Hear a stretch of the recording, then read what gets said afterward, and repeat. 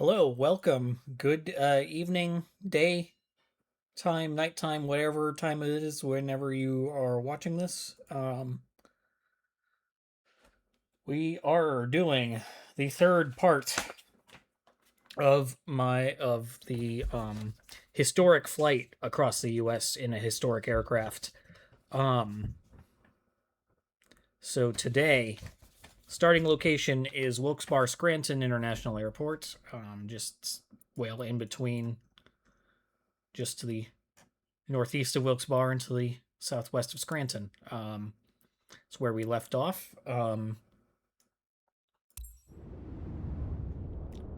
Hello, Element Future. Good evening. How are you doing?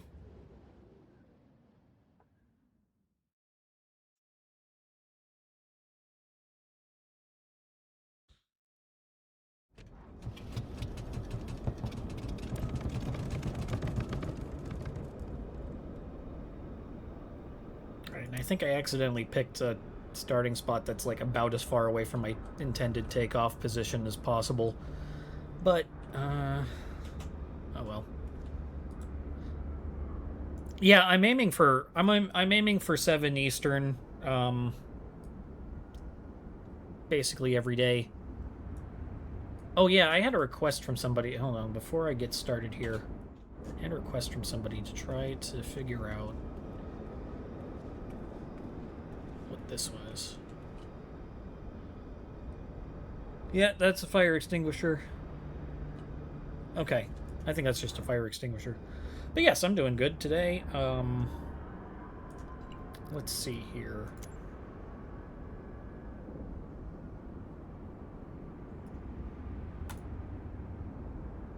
This one's going to be a longer... This is a little bit of a longer leg than the last couple, so this is going to be a bit of a doozy, but I'm feeling reasonably confident about the navigation.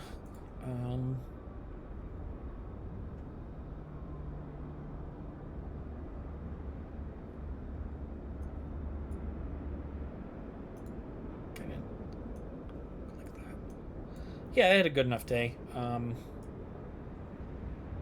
Got to work from home because it's summer. I'm a little behind on some of my projects, but it's okay.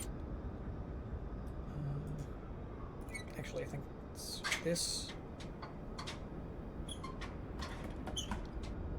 this guy, then the magnetos. Damn it. Oh. Well, I'm stopped. 962 feet. Let's go ahead and... Okay, that's pre-calibrated. Cool. And ignition.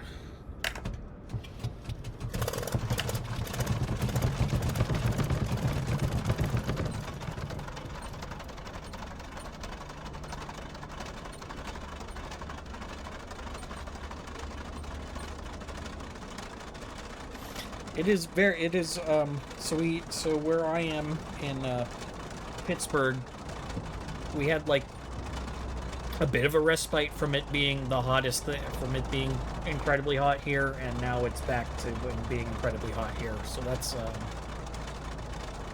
not how I would prefer my summer to be, but that is summer here. Ooh. That's a lawsuit. Okay. Well,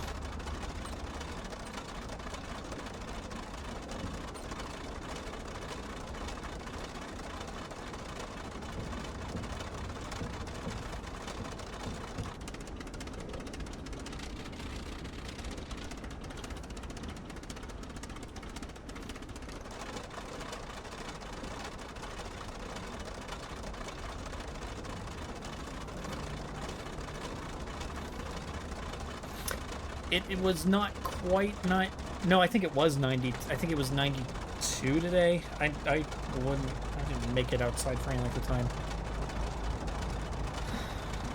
Right.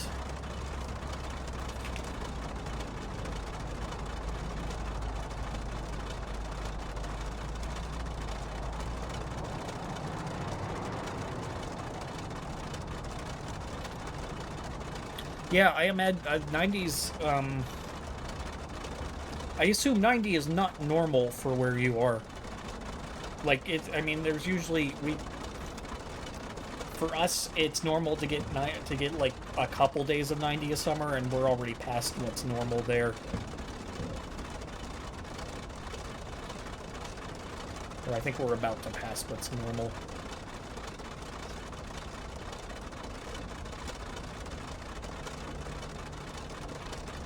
Yeah, it sucks.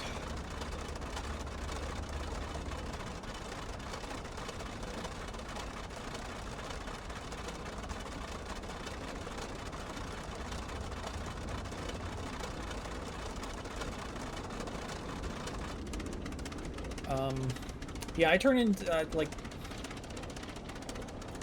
I can handle 80, or I can handle high 70s, although I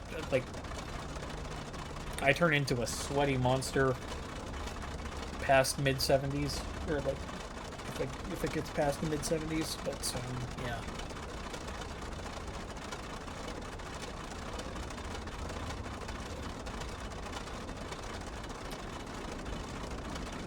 Okay, well, enjoy your food, and I'll talk to you when you get back. I will probably be in the air by then, but I do have to taxi this thing very slowly because it has no brakes.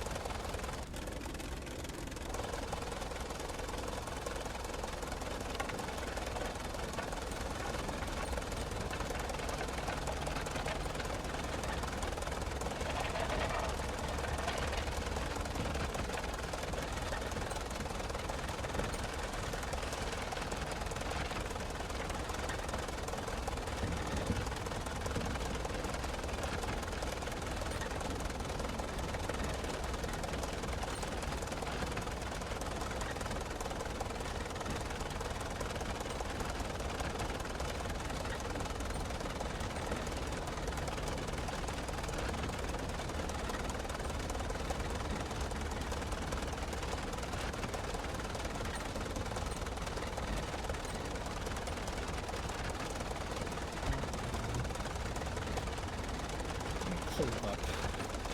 We are going to click. Slow that down.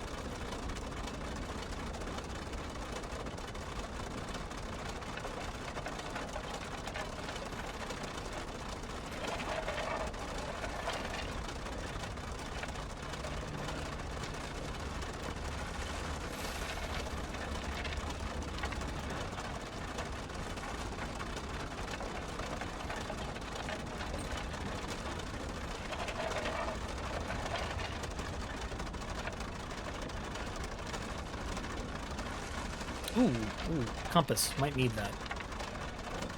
Alright, there we go.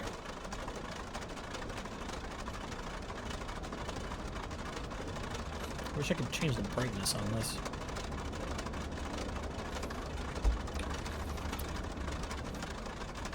Alright, so according to my historical notes, having gotten lost attempting to get to Binghamton and Elmira, Rodgers left, or made it to Scranton and left sometime in the early afternoon on September the 22nd, 1911. So that's where we are taking off from. And the goal here is Elmira, which is about 120 miles, just shy of 200 kilometers to the northwest.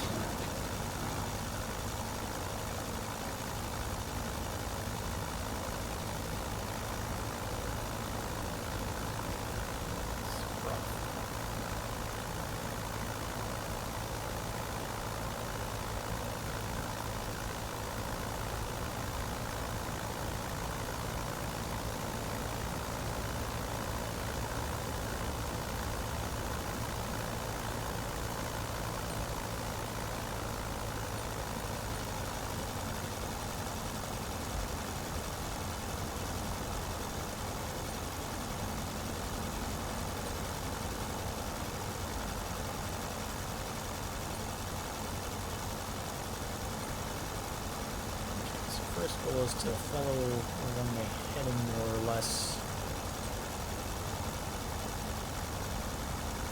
to Scranton.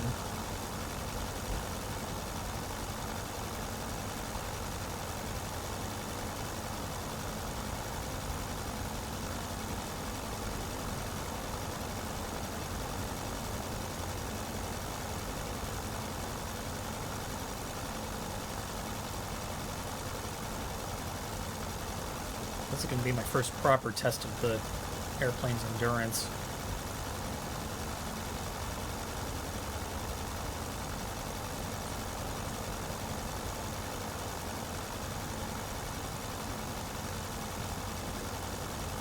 And once I get to Scranton, I need to find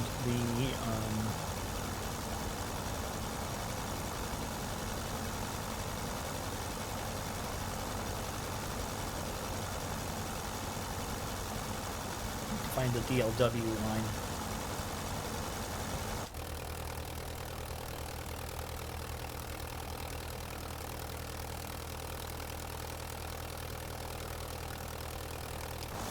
What I might do is just track to, head towards the western end of this valley.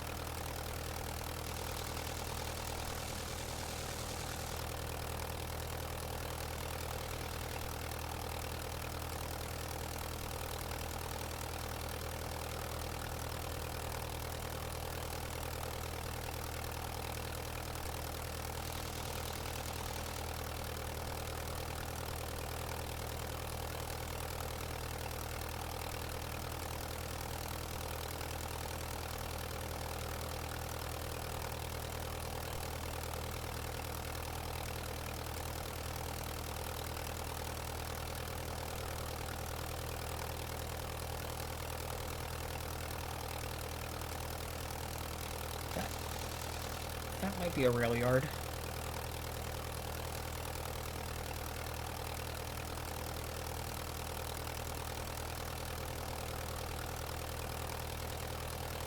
That's a rail yard. If it's the one that's going the way I want to is another question, but okay.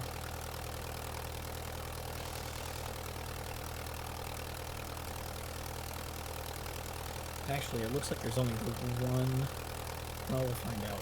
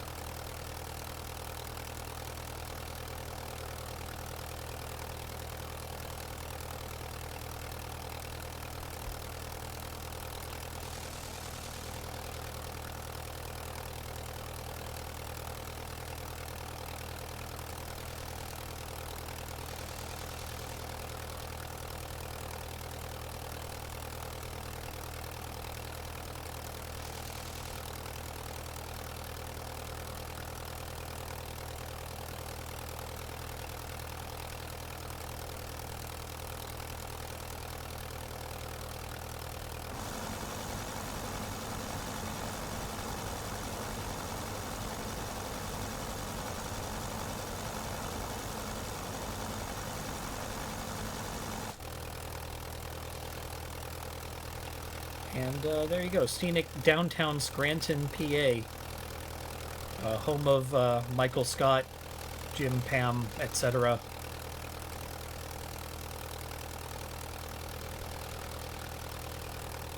Presumably real people too, but I wouldn't know.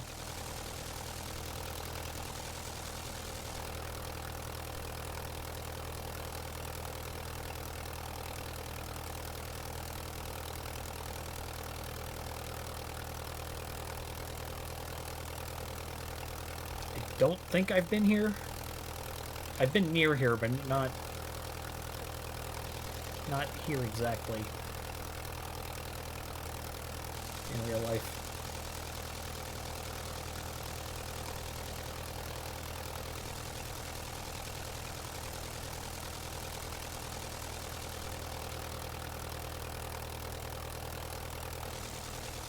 You can always tell at American high school.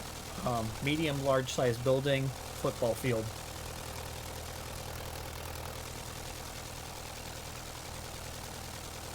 With often, or usually with a track around it. Maybe stadium seating, maybe not, depending on how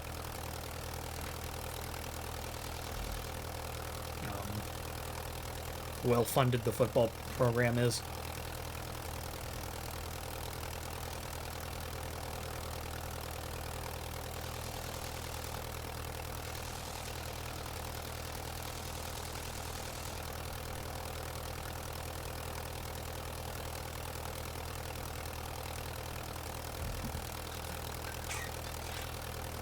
I'm going to hydrate and try not to sound too obnoxious on the microphone. Actually, I can just do this.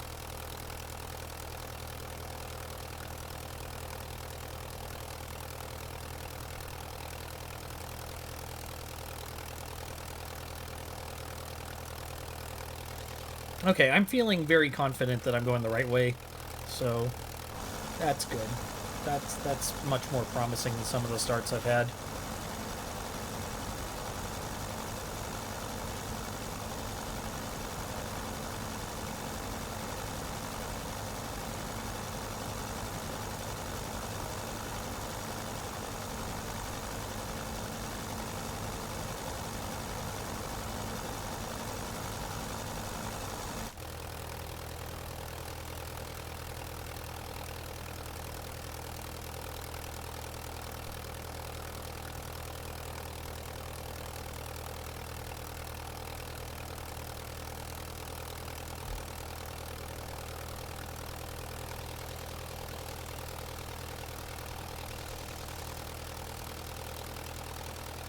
I think I'm going to be tracking through this valley. I have managed... Okay, the train tracks more or less disappeared in the last...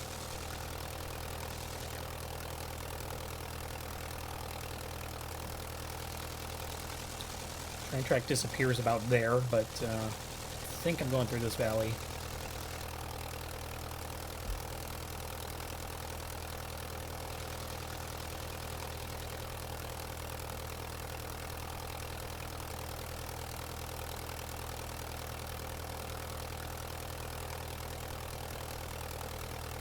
Gotta be like here. Ah, there's the train, there's the rail.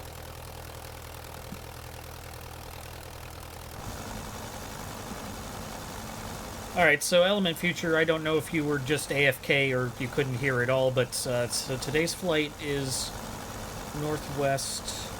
We're going to be ending in Elmira, NY. Near the Finger Lakes region of upstate New York. It's about 200 miles, no, it's about 120 miles, 200 kilometers, and probably only doing that segment today because it's a long one and I have work tomorrow. Or because that's going to be pretty long on its own and I have work tomorrow.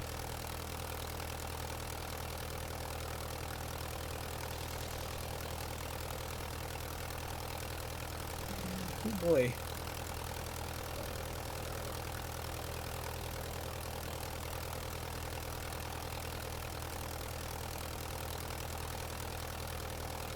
Well, so this freeway is anachronistic.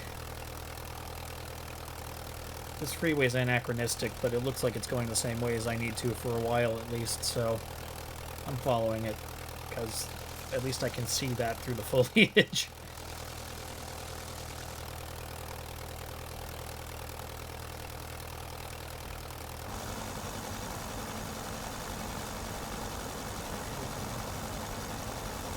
Bring the trim down a little bit here.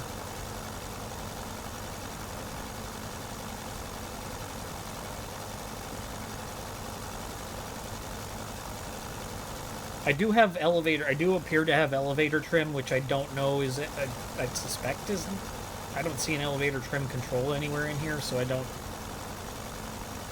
That might not be historically accurate, but either way, without an artificial horizon, it's a little difficult to actually get it tuned in.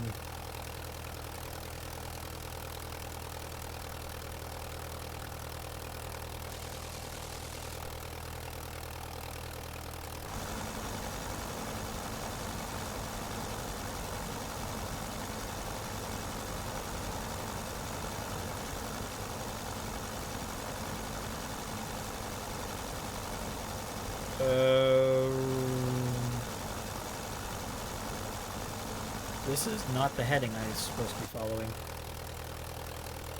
Let's try... Shit. Let's try going this way.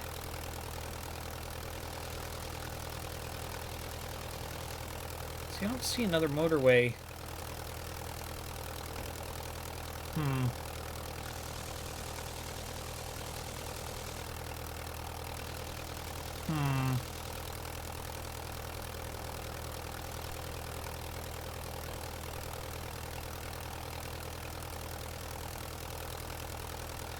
This is a Curtiss JN4.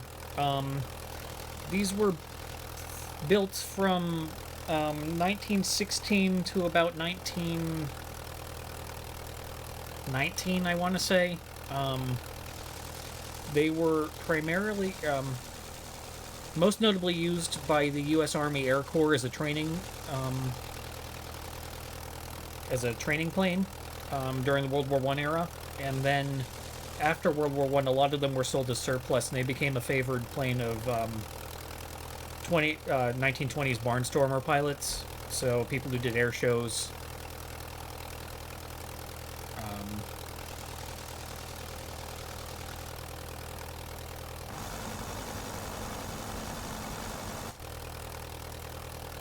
Etc.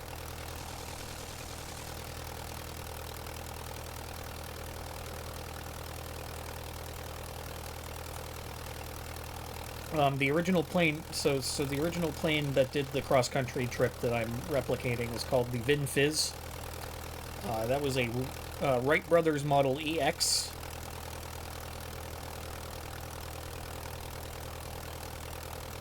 So this is actually, despite looking much more like what we think of as an airplane than this, only 5 years difference in the production.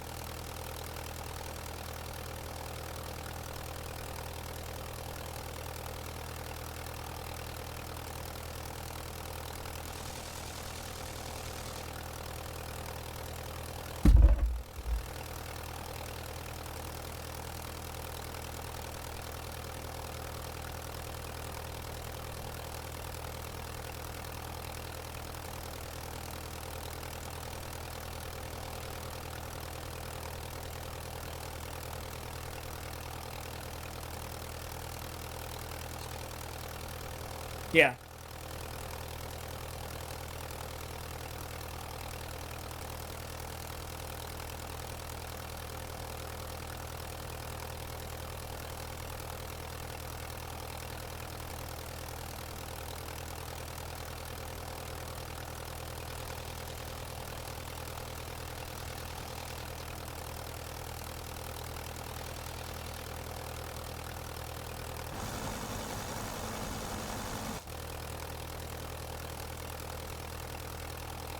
Well, I'm not sure this is right either, but at least it's more in line with the heading I'm trying to follow. Is that a rail gauge? Yeah, there we go.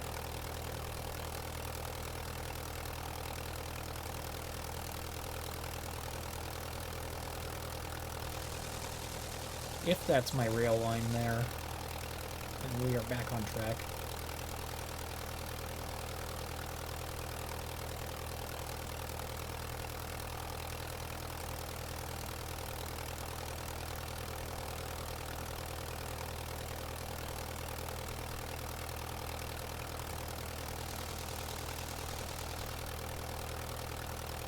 I don't know why these people think I'm so desperate for AI viewers.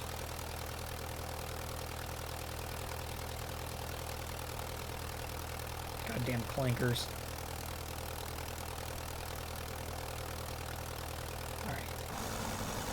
I think I'm still getting into here. I don't necessarily need. Yeah.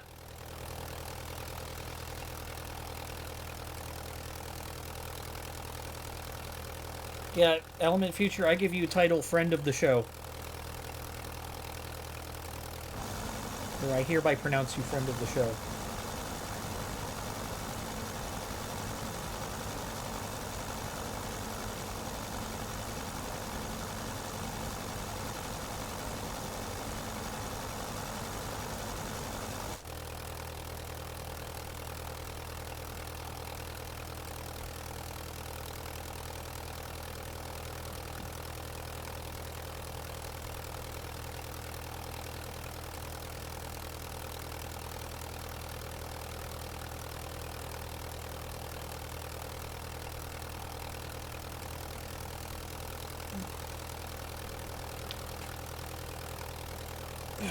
Twitch money would be nice, but it's not what I'm here for.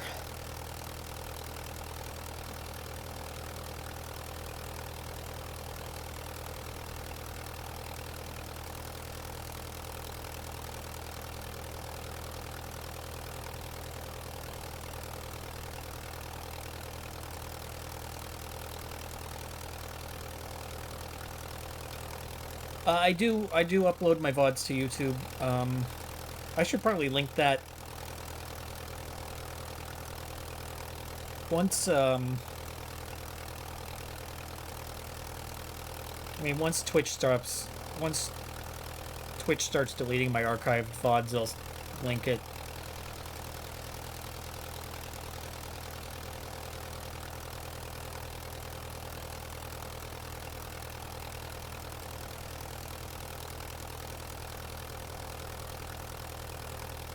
Or maybe I should do that sooner than that, but yeah.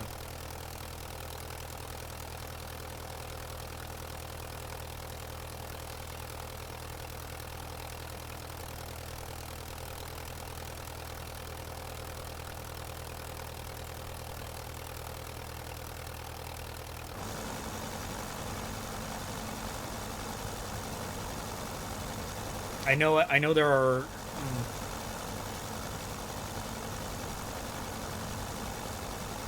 I know a handful of people that I know primarily watch, or that I've linked specifically to the YouTube and not the Twitch, because I don't think they put up with the Twitch being Twitch.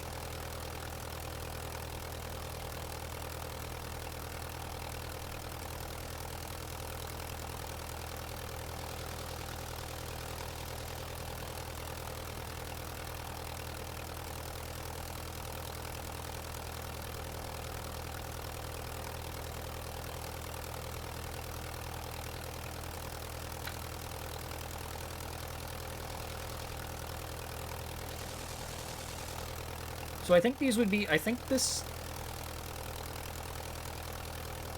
want to definitively say that this is the case, but I believe this would be considered the Allegheny Mountains. Maybe we're still a little bit east of where the Allegheny Mountains are, but it's very scenic, ancient, rolling hills.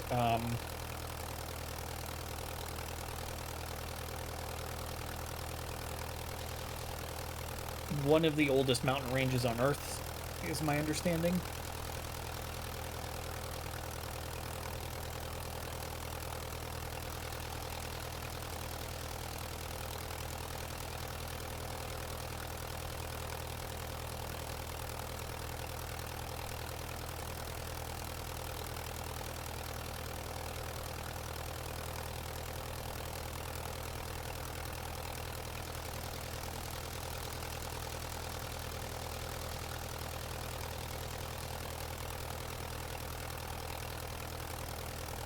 I've lost track of the rail gauge again, but I'm going to assume it cuts right. It cuts north here a little bit.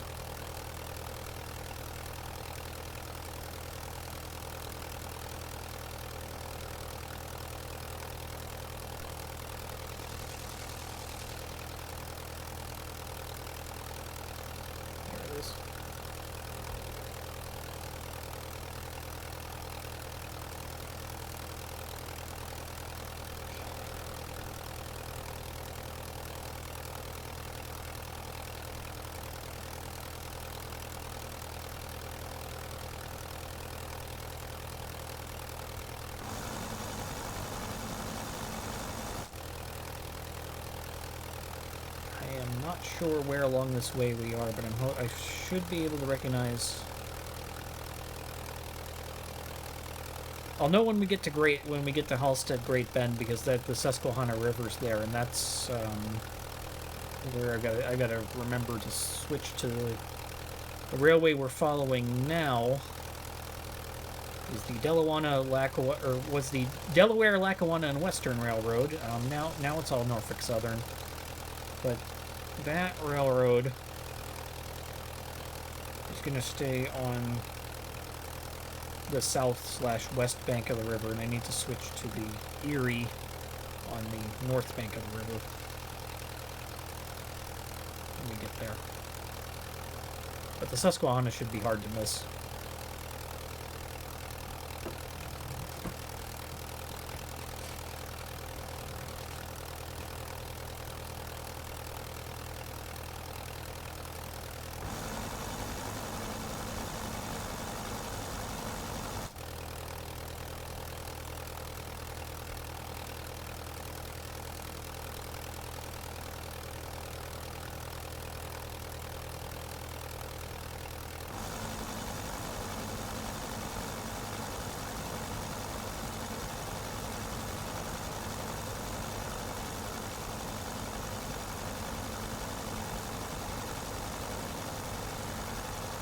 If you're wondering about the etymology of any of this, a lot of stuff up here is named either by, well, it's named, some of it's named, like the Northeast is kind of an interesting mishmash of,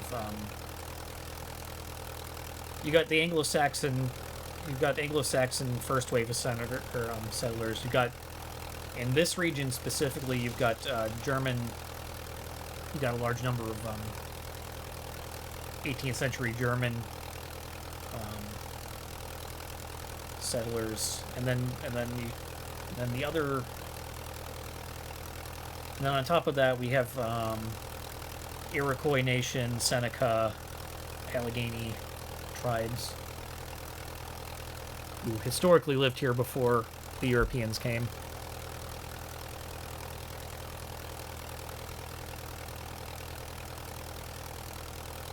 So this part of the Northeast, or this part of the Mid-Atlantics, are just a huge mishmash.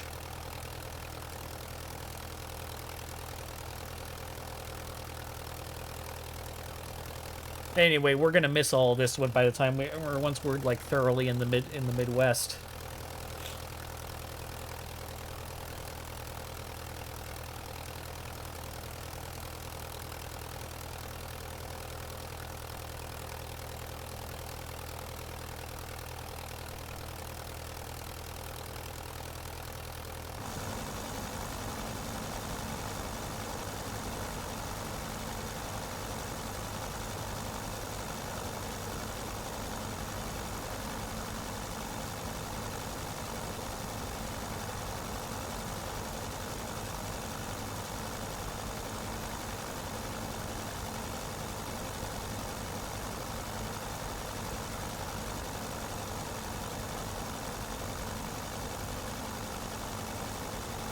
I had a better idea of where along this I was.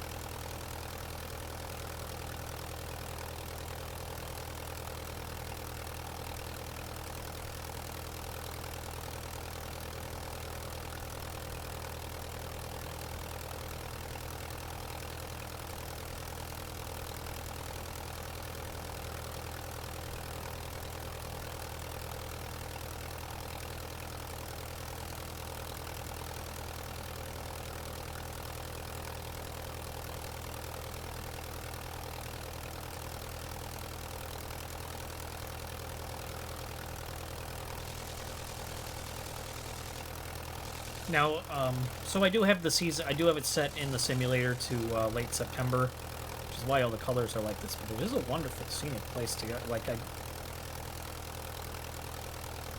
if you've never been to America before, don't start with do not start with Central PA for the love of God. But it is a wonderful place to spend the fall.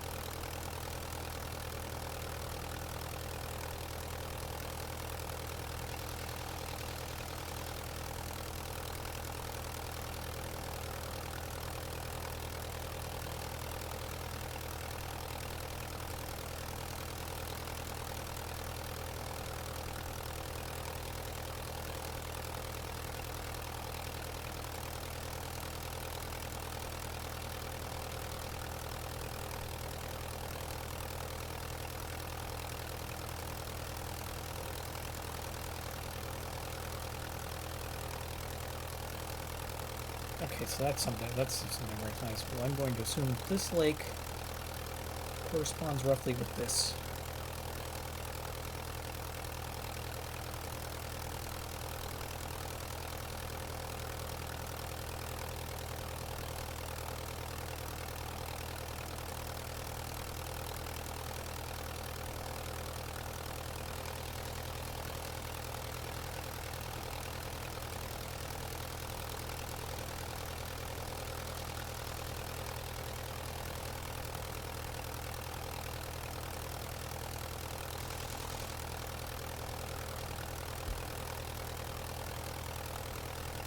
Yep. Yeah, because then we got the two lakes here. Cool. Alright, so we are somewhere between Kingsley and New Milford, PA.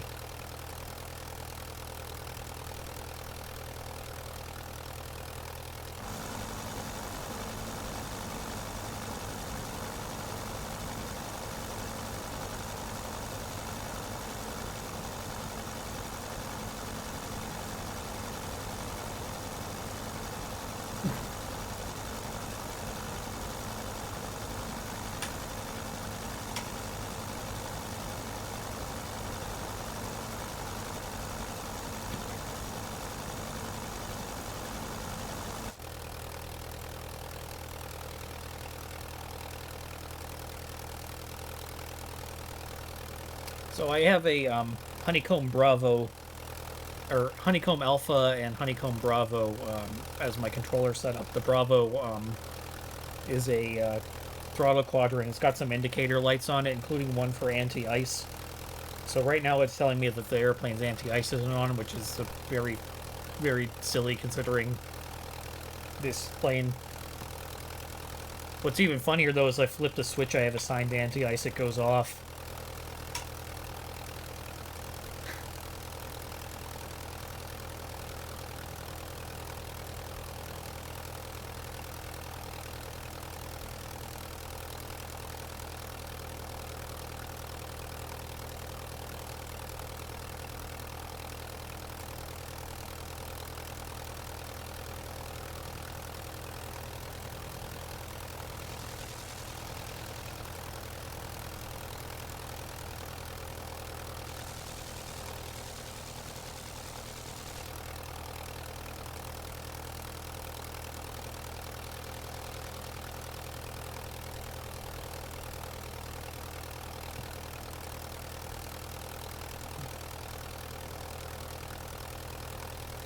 Hmm.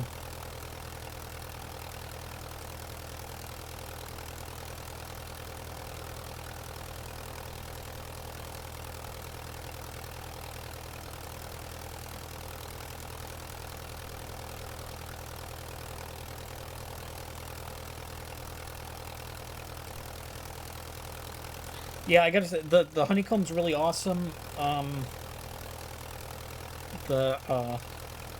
I've heard some people have reliability issues with it. I haven't had any problems so far.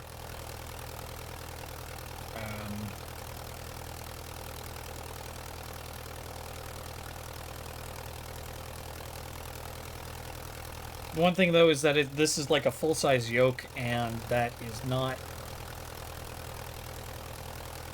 really suited for non-civilian flying, I guess, and obviously, or if you're flying an Airbus, then it's the wrong kind of stick then. But yeah, if I'm playing like Ace Combat or something, I just use my Xbox controller.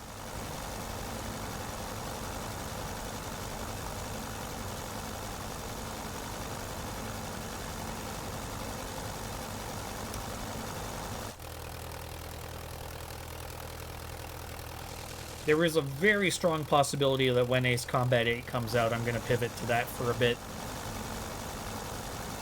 Or maybe alternate between that and Flight Simulator.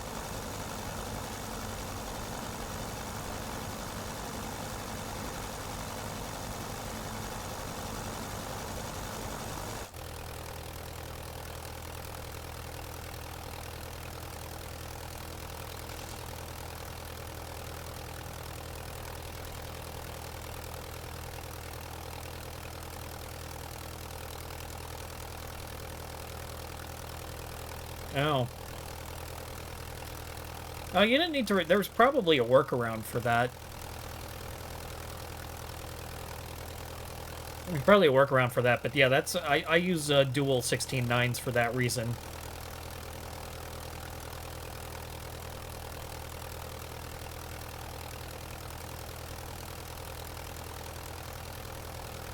On the other hand, Ace Combat, it is a PC port of a Japanese console game, so... It's a PC port of a Japanese console game, so that's why they did it. They're not good about it with the...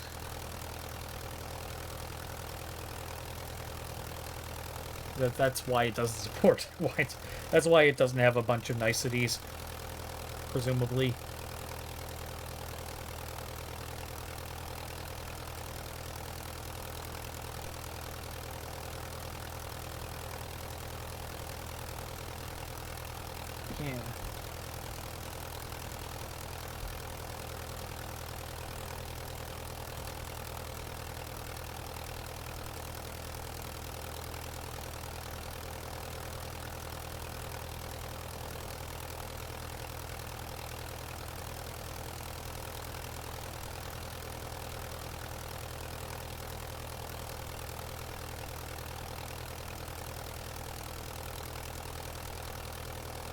Yeah. Yeah, that's kind of garbage, though.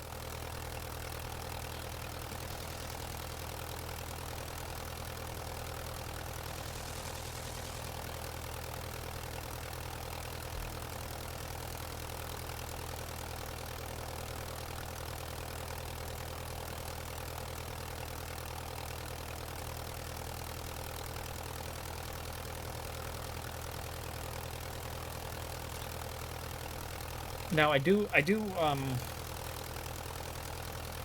yeah, for simulators, like, sometimes when I'm playing this Wish at an ultra-wide, I do have a,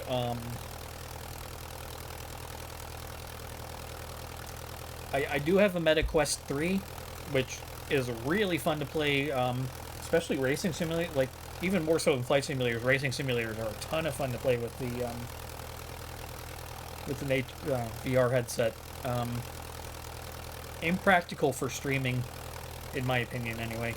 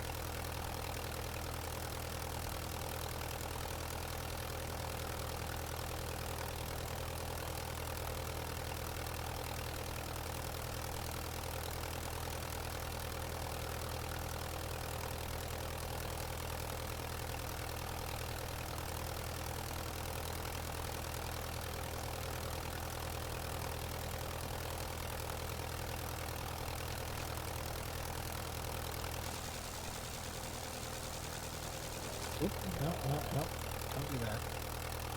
Okay, do not fly backwards.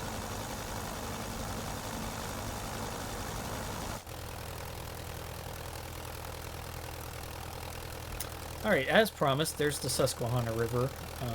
On this side of the river we have Hallstatt, PA, and on that side we have Great Bend.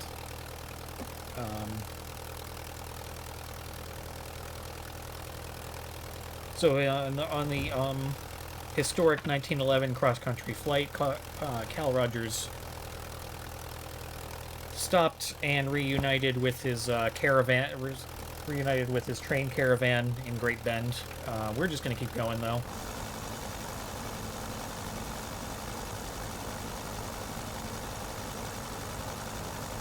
I think this may or may not mark the hat. Not quite halfway. Well, the good news is that I think I can just follow the Susquehanna the whole way to Elmira.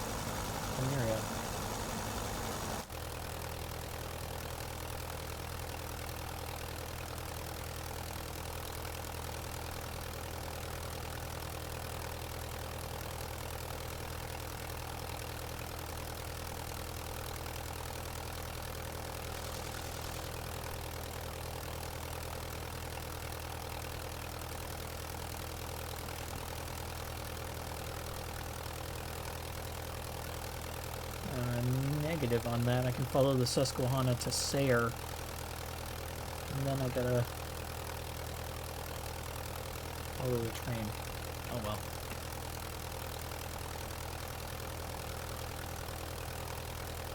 But yeah, that's about a third of this under the way. Or finished. Maybe a little bit more.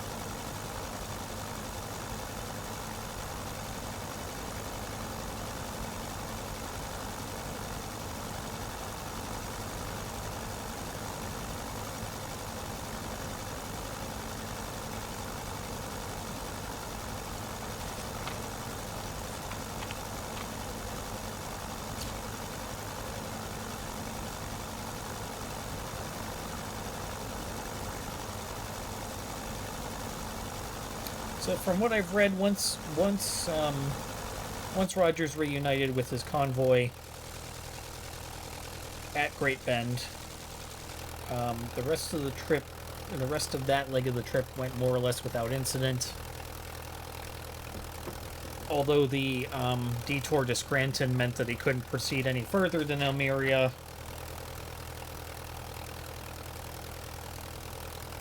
And he was at this point, I think, 4 days behind his original itinerary.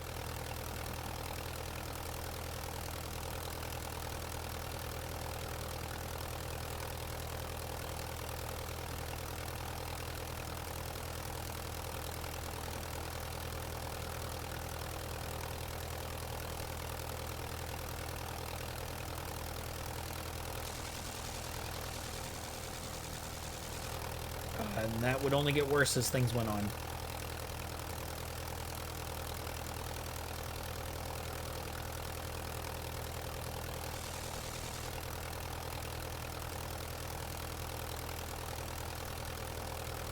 How am I doing on fuel?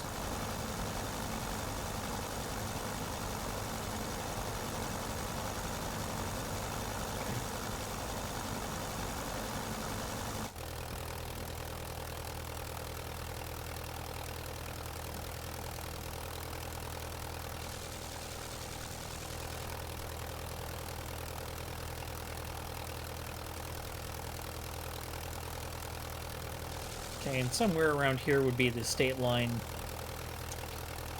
The north of Pennsylvania, meaning we are back in the state of New York.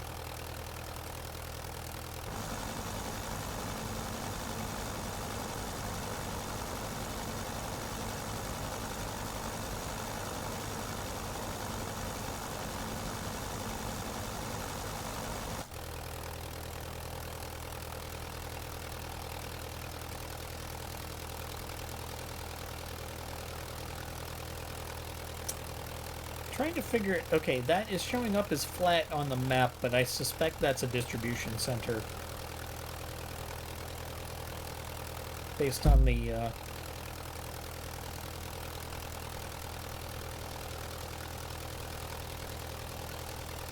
large featureless roof and all of those trucks. I'm getting pretty good at this remote sensing thing.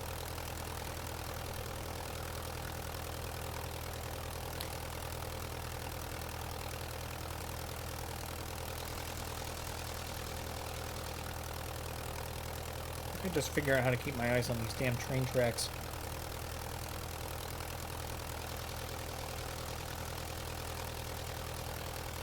There.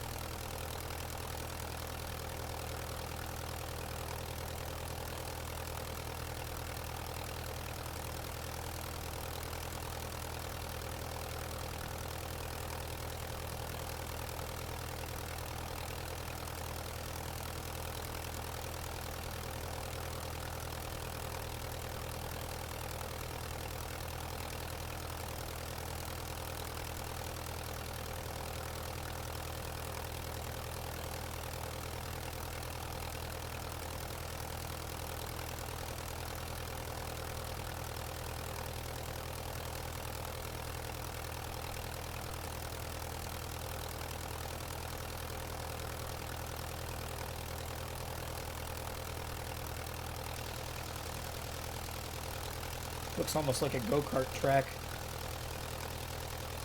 Might even be one.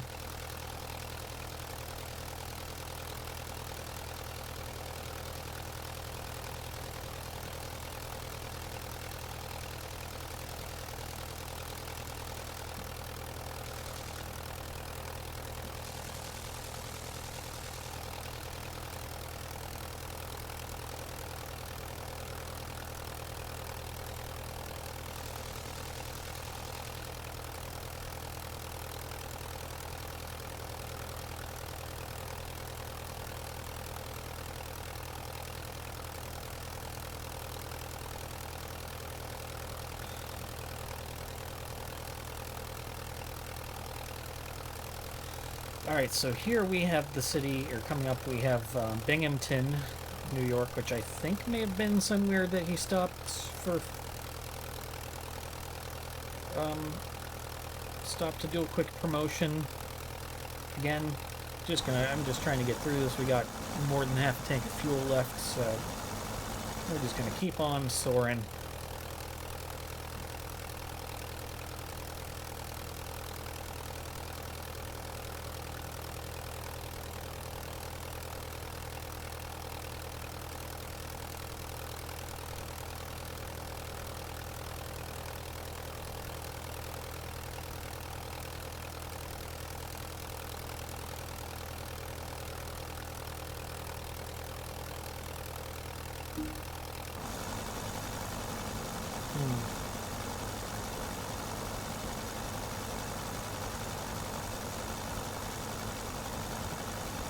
I do this. That's blocking my tack. Okay. Well.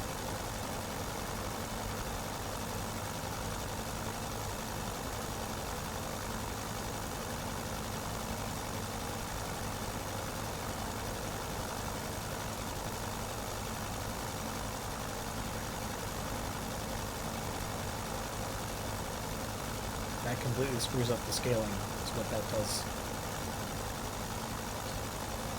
It's funny.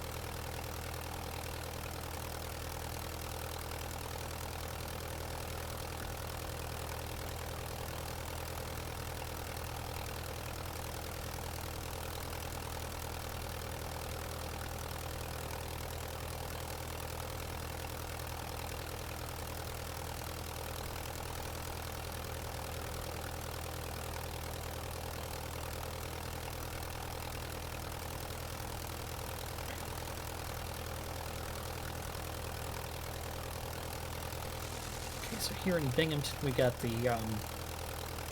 confluence of the Susquehanna and Shenango rivers.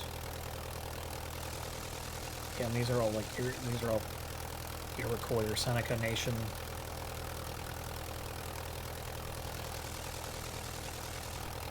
names.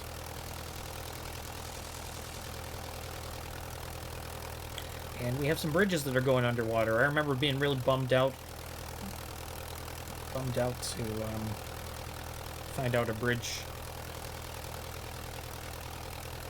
near me was not rendered in this sim.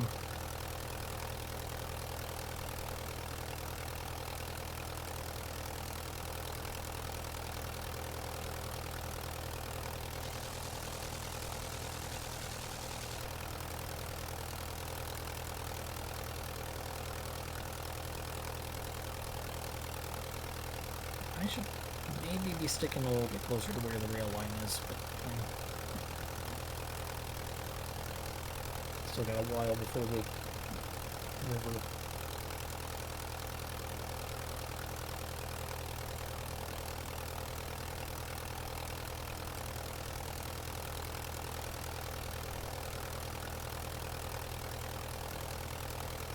Oh, hello, Remalicious. Long time no chat.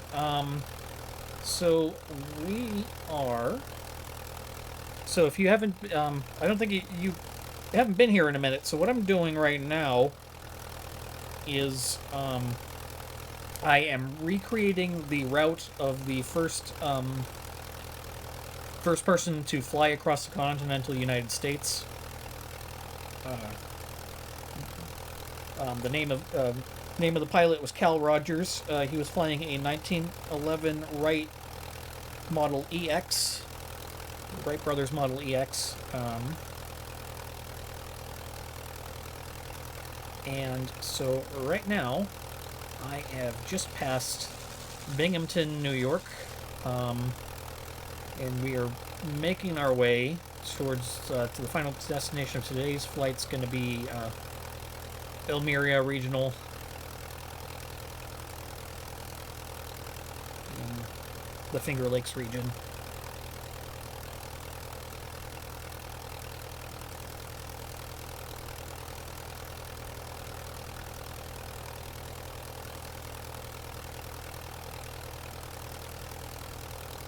Yeah, yeah, this plane's at the Air and Space Museum.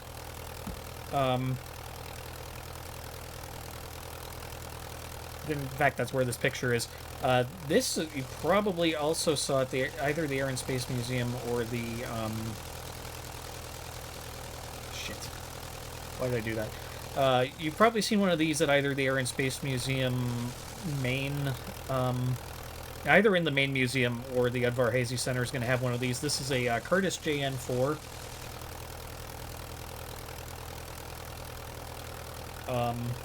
This is the closest period correct aircraft I could come up with. So these were used as U.S. Army Air Corps trainers around World War I.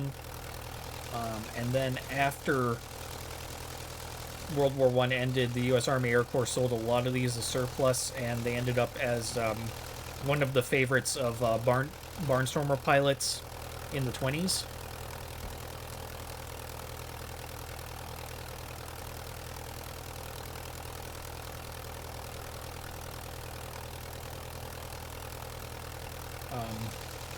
Instructor / pilot in command sits in the rear. Trainee would sit in the front. Or trainee or passenger would sit in the front. Yeah.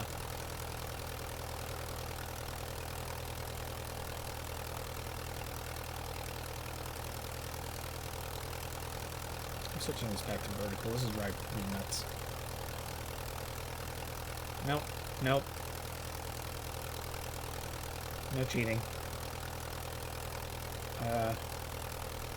So the other challenge I've made for myself is that I'm trying to do this without any nav aids. So I've got my compass and I've got my chart with my map or with my route highlighted, but other than that I'm trying not to use any nav aids.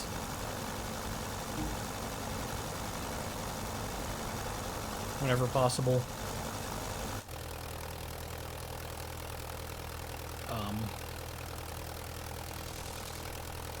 Last Thursday I got pretty seriously lost, but other than that I've been reasonably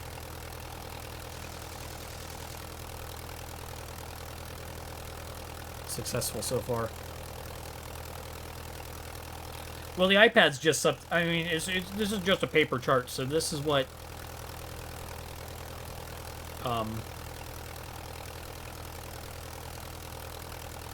so this is what the FAA visual flight charts look like.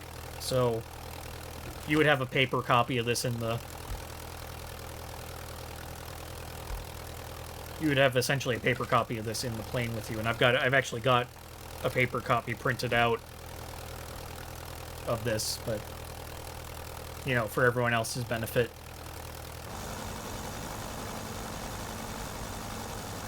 And then there wasn't an onboard... There isn't an actual onboard compass on this plane, but I figure having a handheld compass wouldn't be anachronistic, even if it's in the form of an app.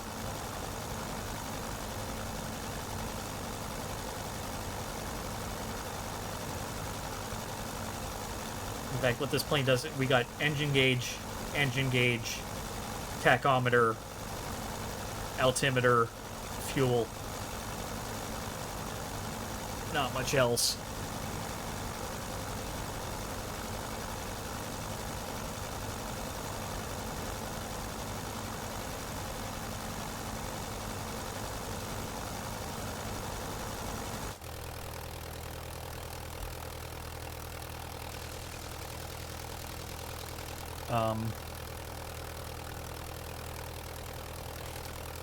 So what the deal is as far as navigating goes, trying to stick to so right now my route's paralleling the Susquehanna River, so that's easy enough to see and follow. That's gonna eventually skew to the south here, and then I'm gonna have to start following the rail line again, which I'm not looking forward to. But so historically, Cal Rodgers, when he flew across the U.S., he was accompanied by a train convoy. So what his main means of navigation was to follow the railway lines across the U.S. because most of these roads are anachronistic to 1911. It's safe to say.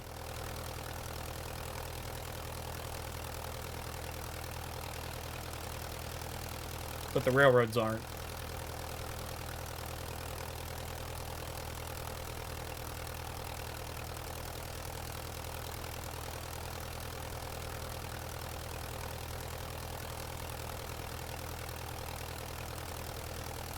Okay, so this must be Tri-Cities Airport here.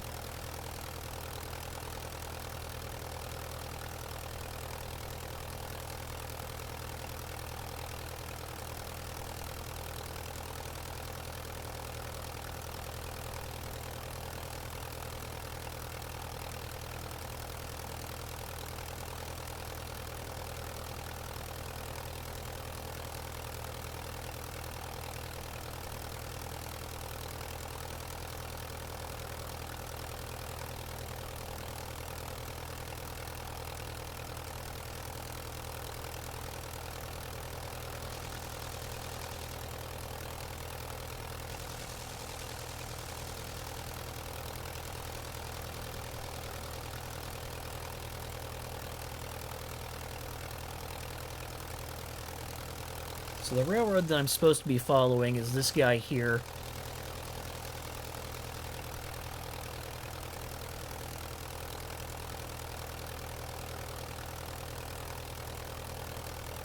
Interesting. Okay, so I knew... So he died... So what I didn't know was that he died doing a demonstration flight in Los Angeles like a couple months after finishing this trip. I didn't know it was specifically a bird strike.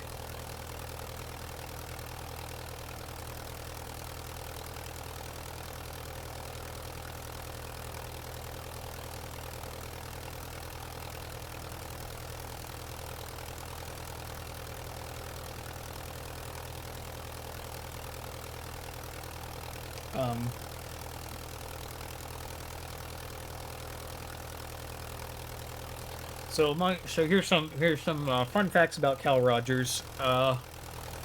He stood 6'4" and weighed over 200 pounds and was cited as the world's largest aviator at the time. A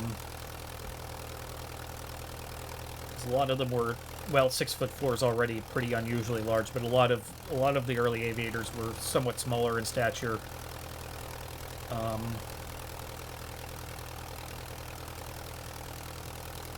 He was given the 49th ever pilot's license. And his great-granduncle was Oliver Hazard Perry, hero of the Battle of Lake Erie during the War of 1812, or during the War of 1812. And he was born He was born in Pittsburgh, and his grave is about a mile from my apartment.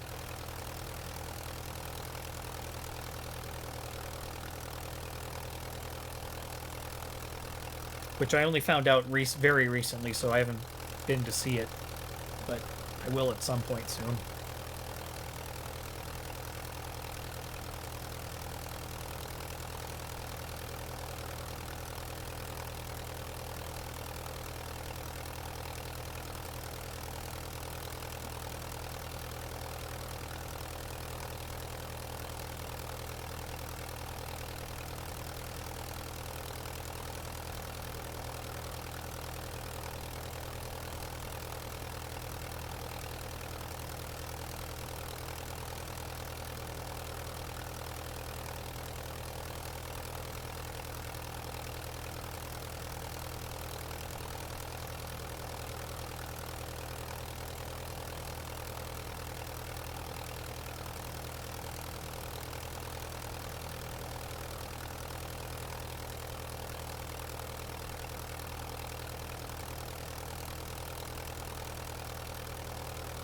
And someone was having fun with the deck.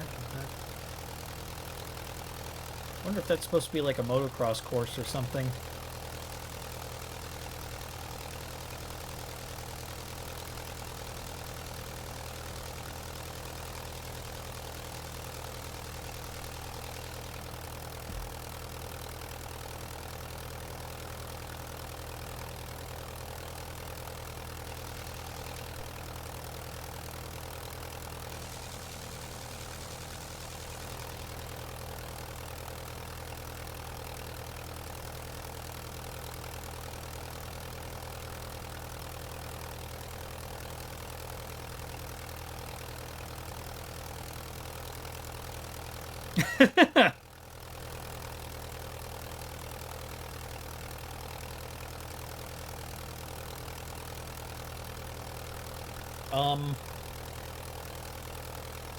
Well, on a thematically similar subject, what I read is that on one of the later stops in Indiana,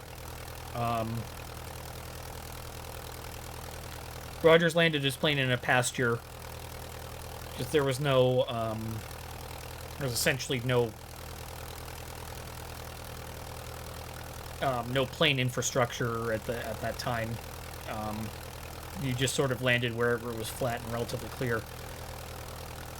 But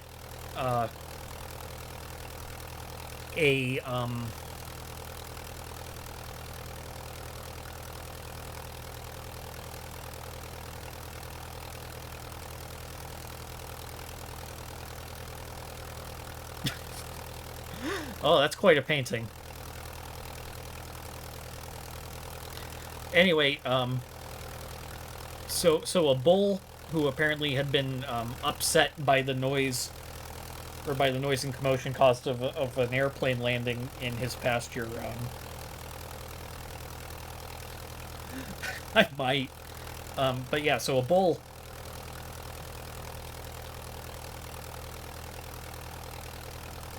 who had become incensed by by like all the noise and stuff.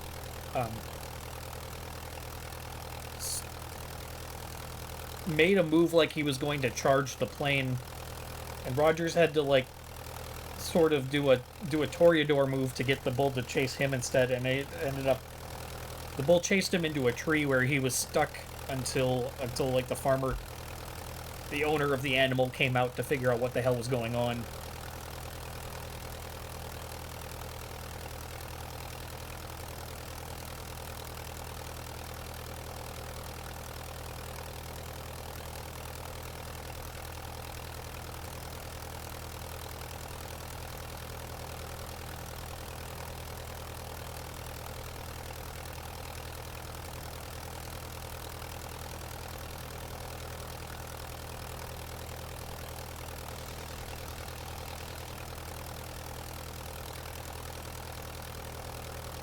But yeah, even with these early airplanes, you would think the size and the amount of noise they were making would have keep most birds from attacking, unless they were trying to be I guess unless you got too close to a nest or something.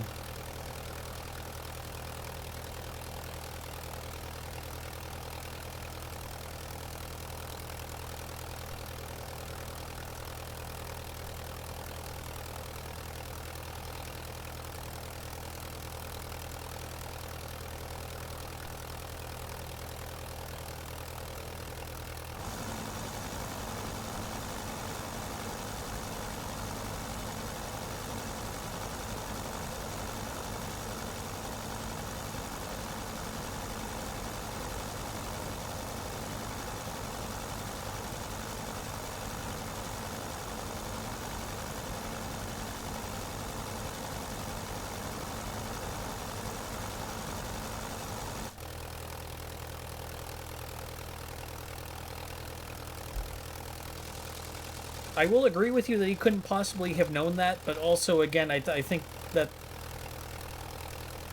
Occam's razor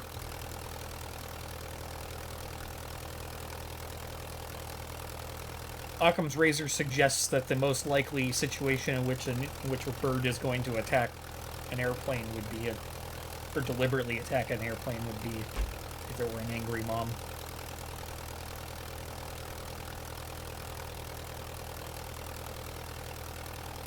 At least that's my theory.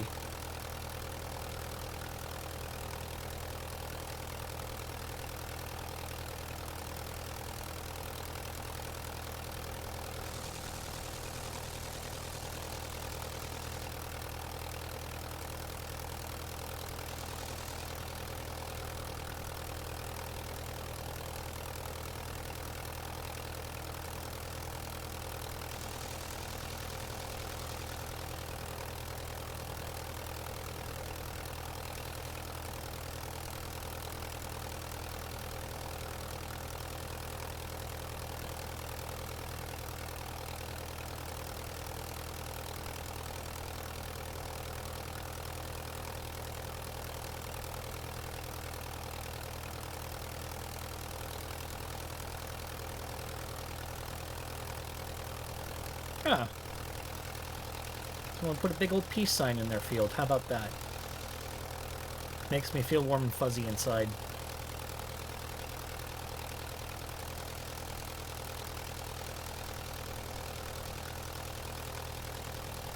And the racetrack.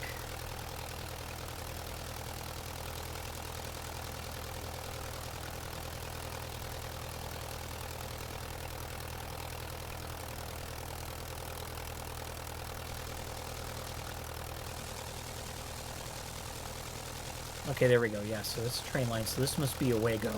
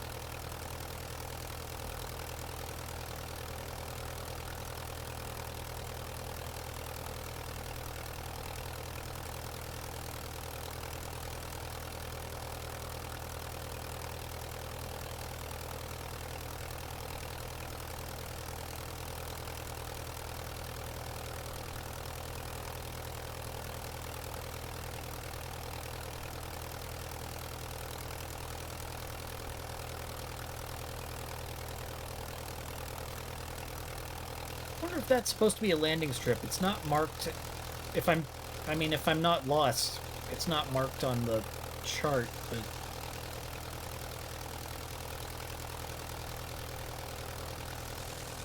I've seen things that are less suggestive of a landing strip that you're apparently supposed to fly a plane onto.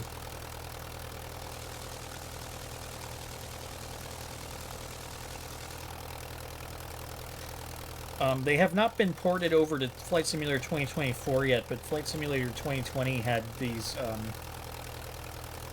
had a number of what it called bush trips, which were like a combination of, flight seeing and landing challenges, essentially. Or flight seeing, navigation, and landing challenges. That's a raceway, so we got drag strip, oval, very American raceway. Anyway, so these bush trips had just some real friggin' nightmare places they expected you to land. Especially the Alps one.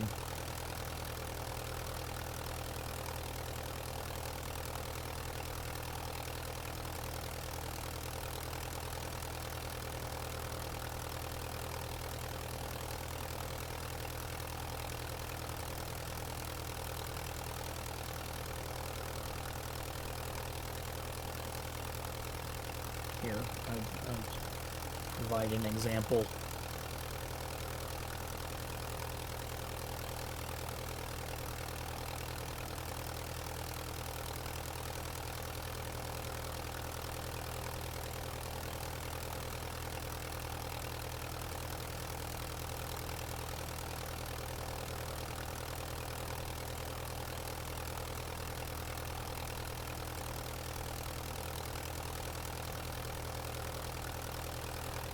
I think this is Tioga.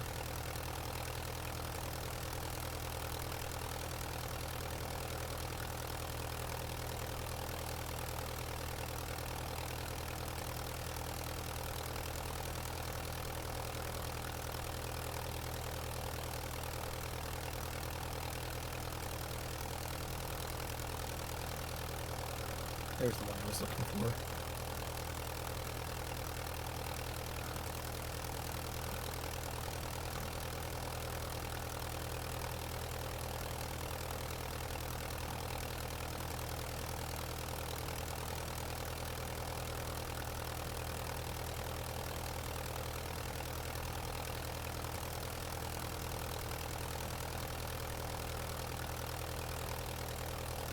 Okay.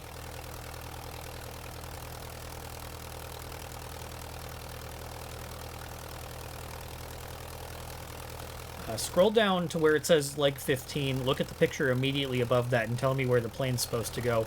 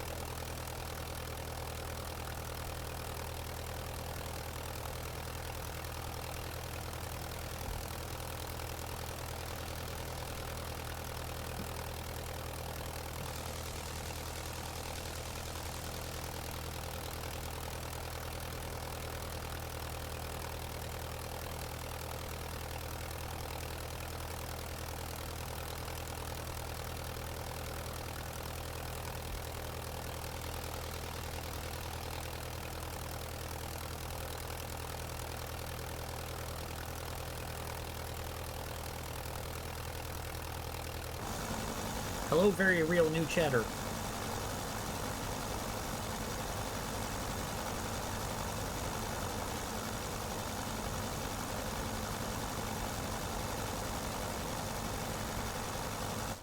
I will add you on Discord after I am done flying this plane. If you can prove... If you can say, I'm not a clanker.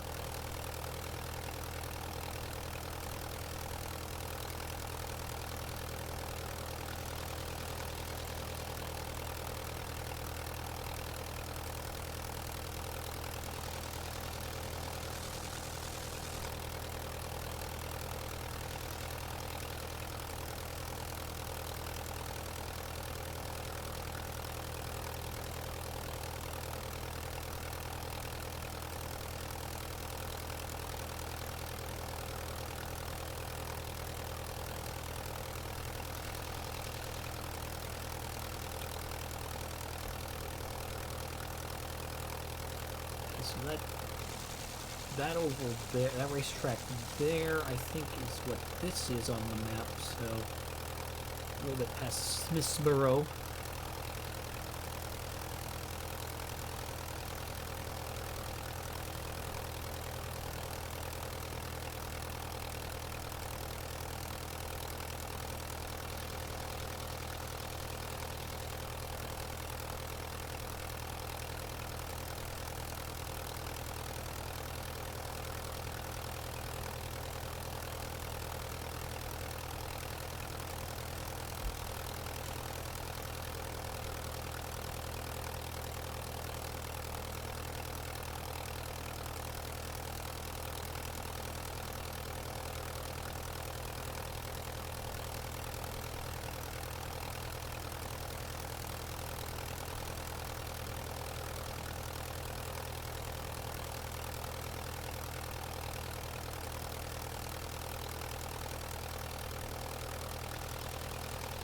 And I am getting very close to where I'm going to have to veer away from the river, so that's not looking forward to that, but I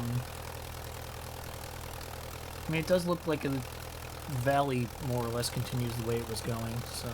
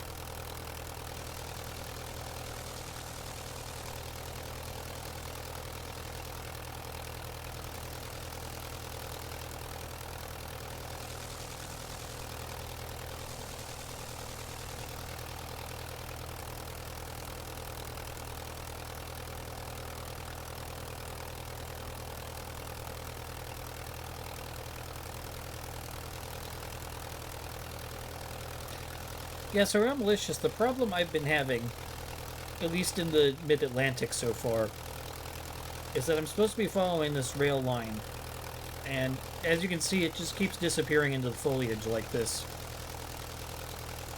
And I'm now no longer going to have the river as a guide either.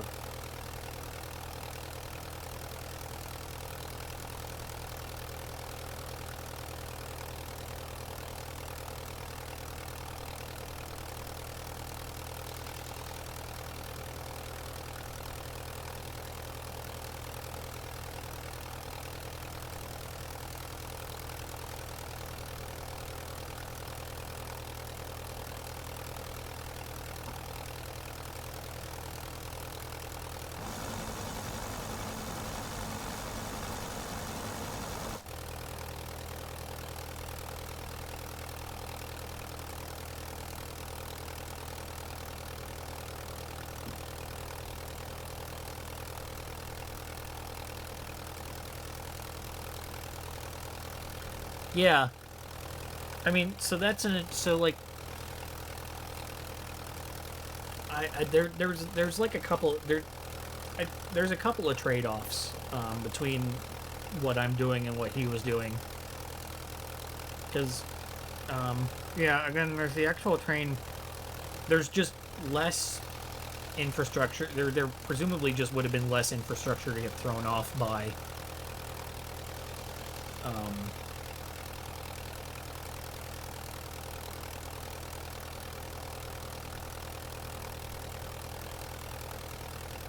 I'm assuming that the map that I have is roughly the same quality as what he would have had. I might or might not be wrong on that.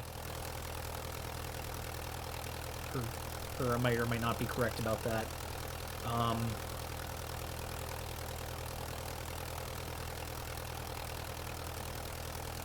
The one other challenge that I guess I have is that I'm trying to stick to actual airports whenever possible, and he was just sort of landing wherever it was clear and hoping somebody would be able to find him with a gas can.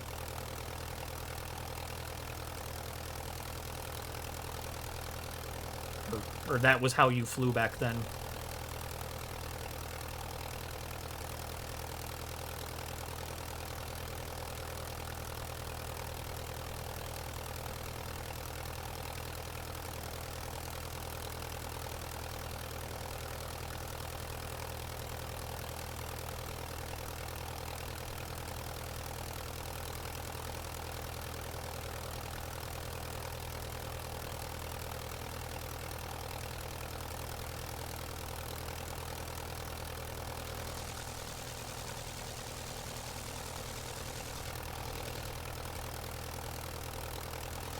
So that is presumably, I don't know what kind of plant it is, but that is presumably the plant that is mentioned here.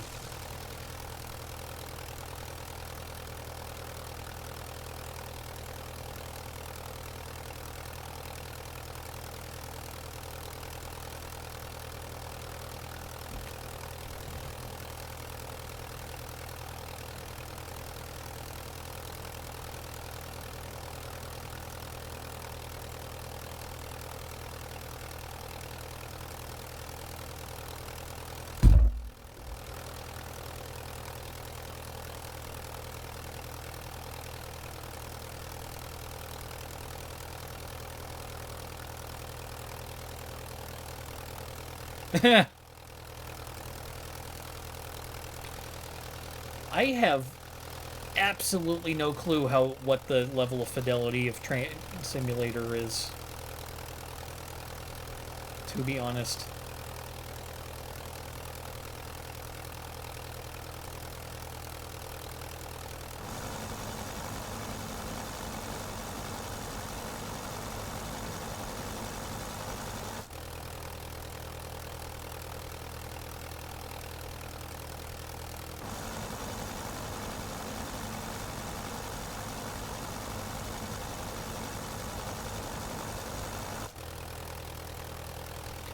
Or American Truck Simulator, or like American/Euro Truck Simulator for that matter. I don't know, like, how detailed those roads are.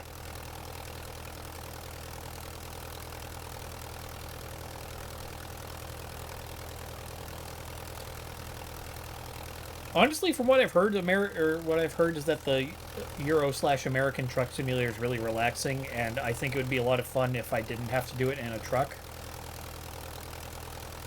If I could have, like, a Honda Civic.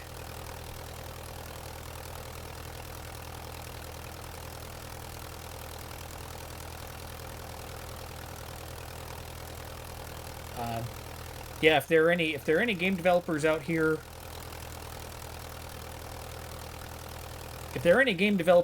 listening, Honda Civic Simulator, you'll have my money.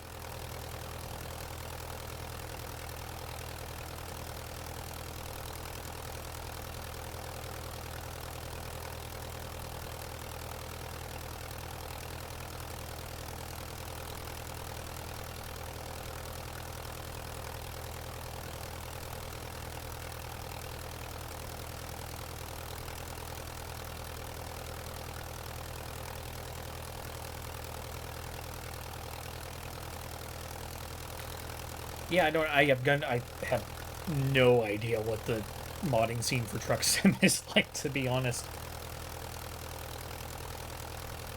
But I heard that I heard something about them officially adding casual vehicles, or more casual vehicles than trucks, to it.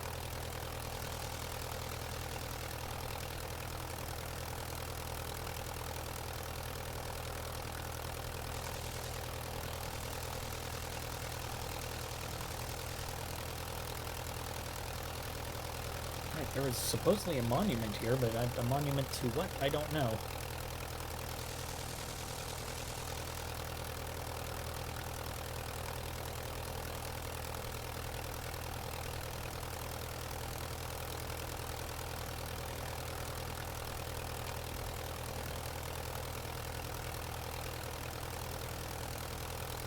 Let's see.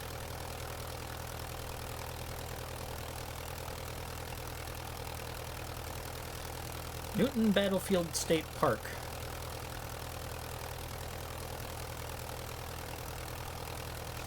Presumably what that is. Maybe this? Let's see.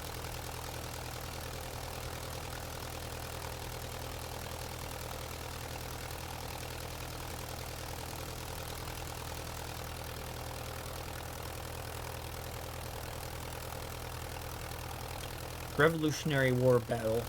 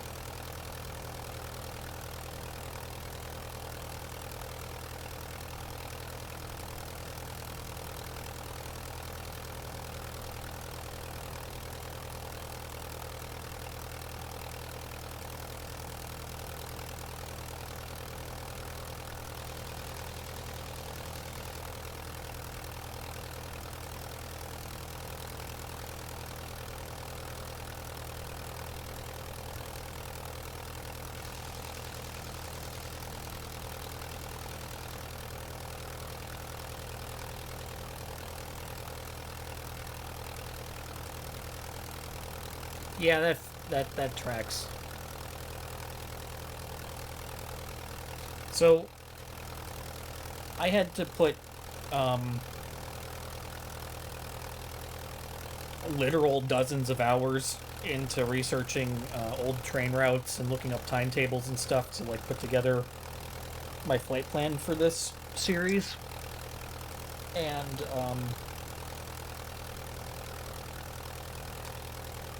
well, we all knew train enthusiasts are like a special breed, but what I found interesting / weird was that train enthusiasts are much more interested in the locomotives and rolling stock and that stuff than they are in the actual railroad.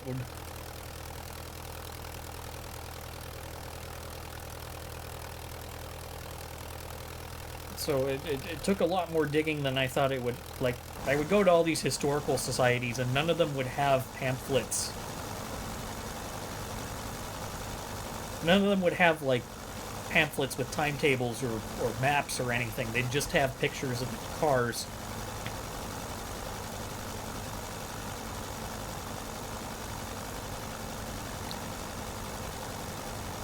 But I got what I needed eventually. Incidentally, I saw the Union Pacific Big Boy this weekend. Speaking of trains, it has been touring the U.S. and it just passed through Pittsburgh on Saturday. The largest steam locomotive presumably ever built.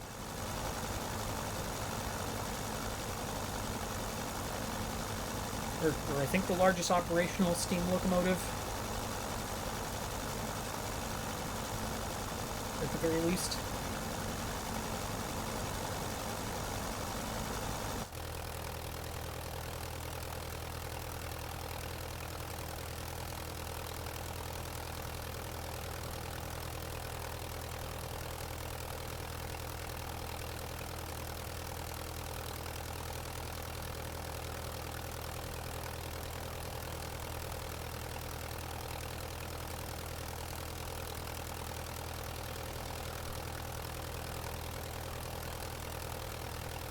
Okay, so this is Elmira.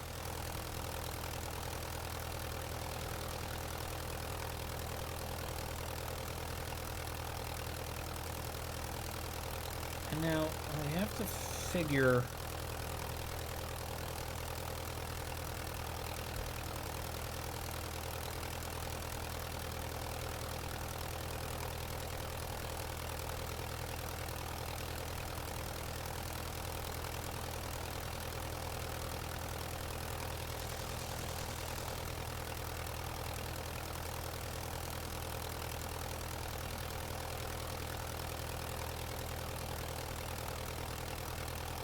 What's this airport supposed to look like? Is that it?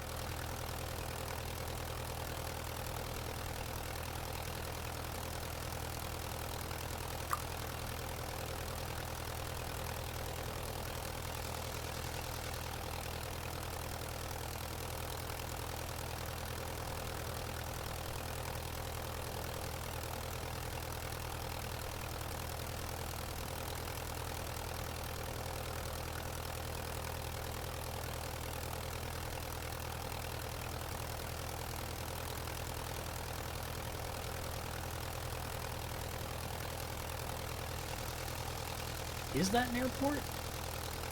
That's not an airport. That's a factory of some sort.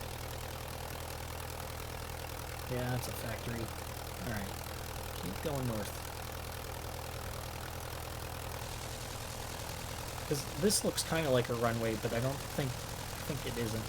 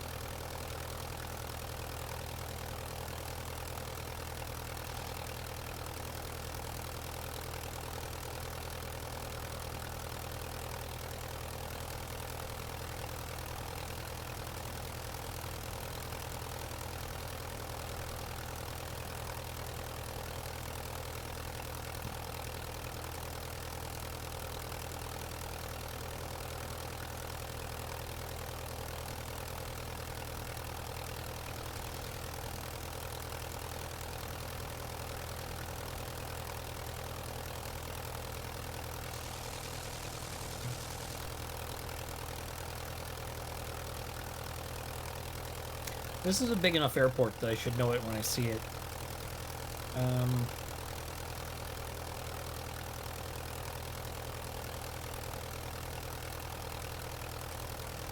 That said...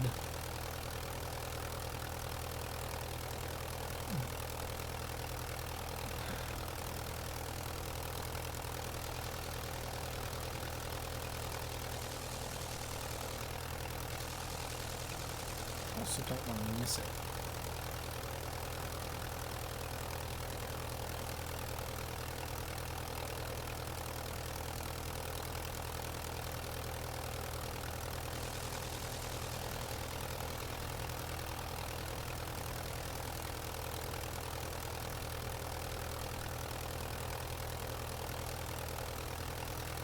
Unfortunately, the problem with these FAA charts is that when they get crowded, it gets real, like this, it gets real hard to read. It gets real hard to interpret. It does make you appreciate how much design thought was put into Google Maps.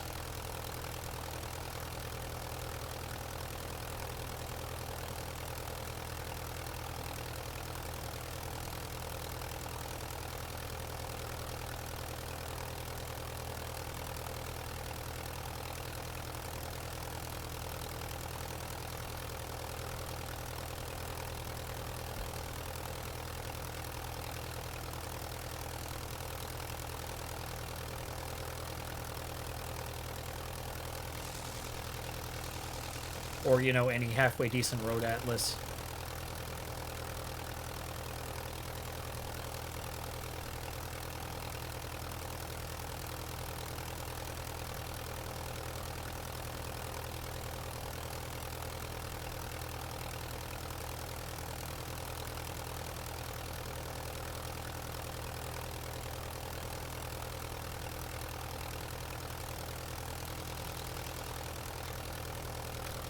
Oh, I'm almost certain it was easier to see the train tracks in the 1910s than it is now. Like there's just so much less suburbia and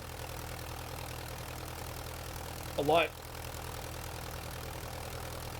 I mean, especially if you're prone to confusing street, like they do, like the train tracks do look different from the street. And it probably is easy. It's probably more distinct in person than it is like this. But yeah, it is easy. It can be easy to mistake train tracks for a street, for sure.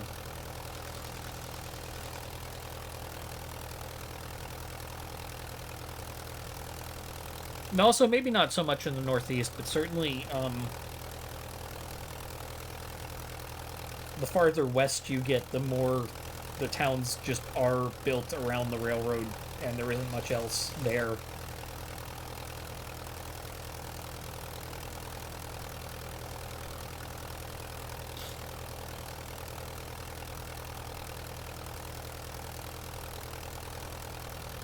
Or, as is often the case in the western United States, were built around the railroad, and then when people stopped using the railroads to travel, towns became ghost towns.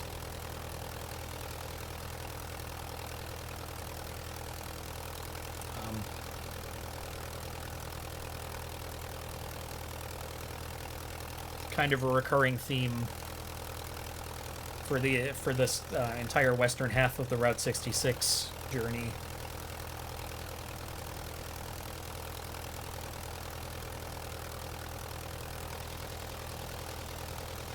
The places were sustained by Route 66 tourism, and then still are. Okay, so we're turning east now, or west now. Okay, oh, yep, can't miss that. Alright. Get the map, get rid of the map.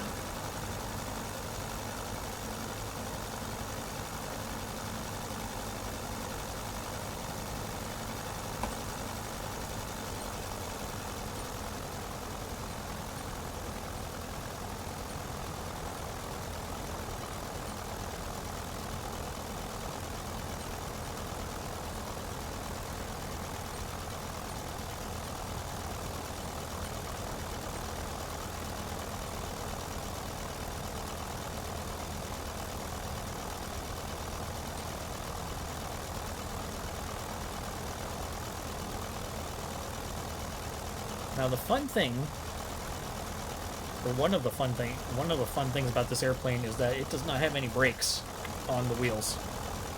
So I just have to land, cut the propeller, and actually I'm gonna put this back on. Right.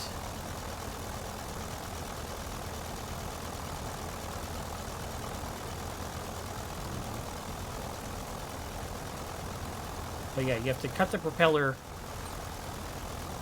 and just hope that you just try to bleed as much speed as possible by like slaloming on the runway.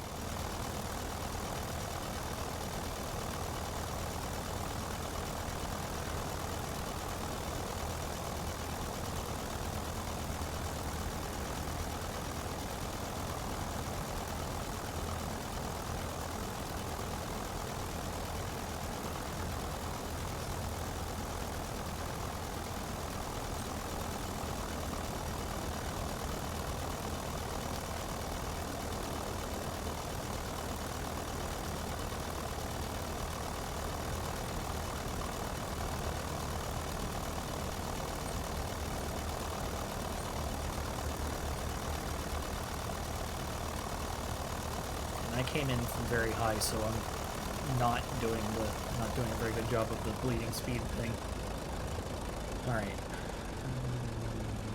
color cut. Here we go.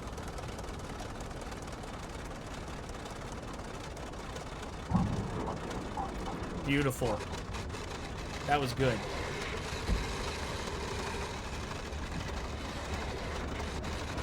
Alright, rear skid's doing its thing.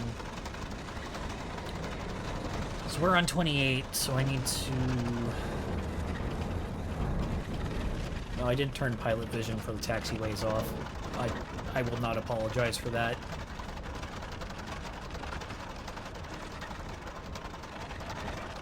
Or I will not be apologizing for using taxi vision, or pilot vision on the taxiways.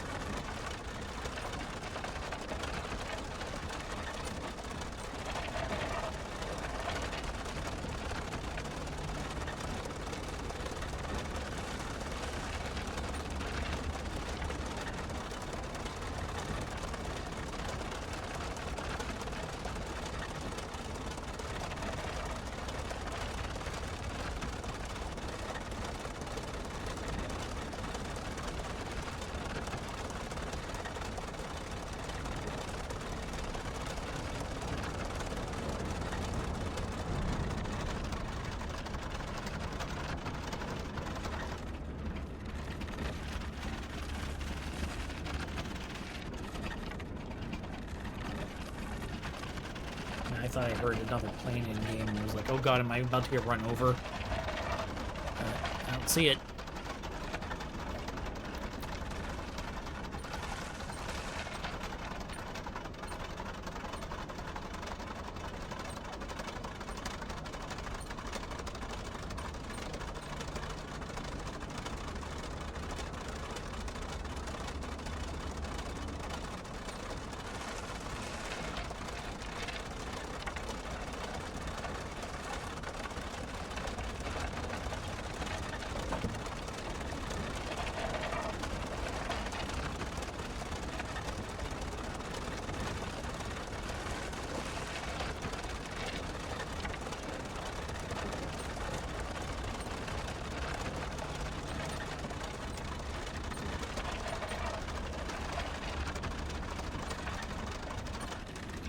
Okay, let's see what we got. We got some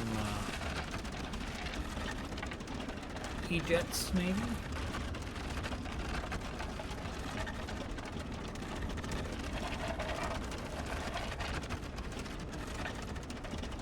I'm not very good at I'm not very good at identifying commuter jets.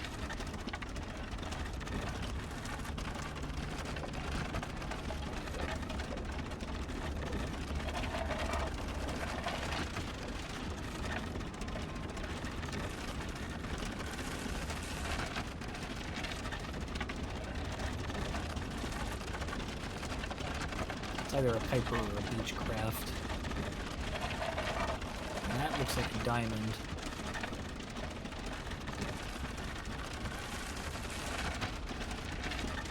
TA-42 maybe. It's either 42 or 62.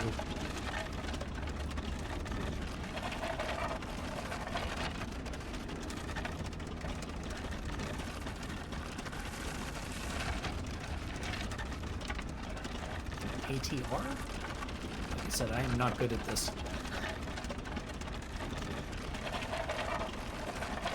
Yeah, well.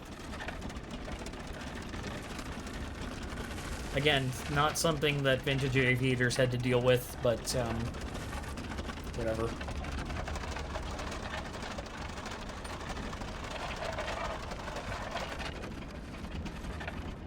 Yeah, instead of a tail wheel, I've got a wooden skid.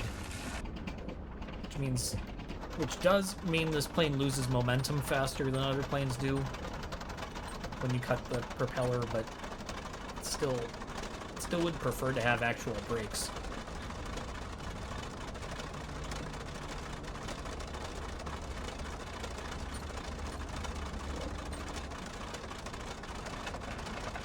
This has nothing on O'Hare, though.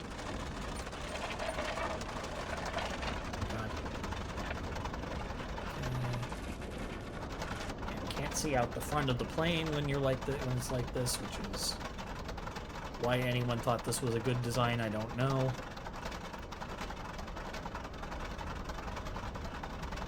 All right, we're done. Throttle, fuel, choke, ignition.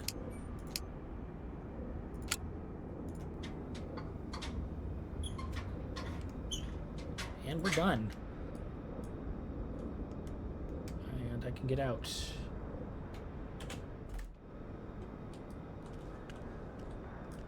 And in scenic Elmira Corning Regional Airport.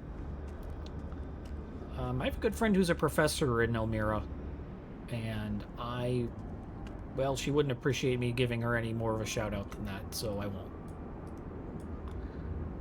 Yeah. All right. So it's a little bit earlier than I've ended sometimes, but I have work and chores to do between now and work, and sleeping to do between now and work. So we're gonna cut it off here. Thank you very much for watching.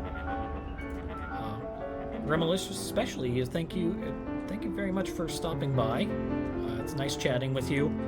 As a reminder, I don't know if you never said if you were going to be able to make it or not, but I'm going to be in Detroit in a week and a half.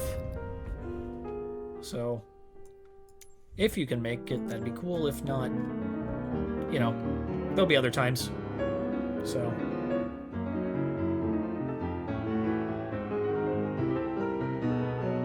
yeah. So for everybody else, I will be back Thursday at 7 Eastern.